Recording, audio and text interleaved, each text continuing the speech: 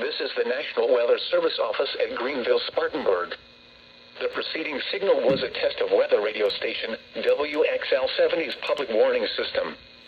During potentially dangerous weather situations, specially built receivers can be automatically activated to warn of an impending hazard. Test of the signal and receiver's performance are normally conducted between 11 a.m. and noon each Wednesday. If there had been a threat of severe weather, the test would have been postponed until the next available good weather day. Reception of this broadcast and the warning alarm will vary at any given location. This variability, normally more noticeable at greater distances from the transmitter, can occur even though you are using a good quality receiver in good working order. The warning alarm will be activated for hazardous watches and warnings.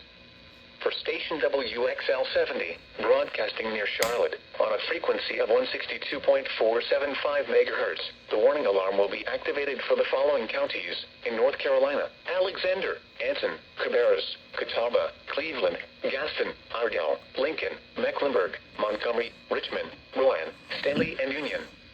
In South Carolina, Cherokee and York.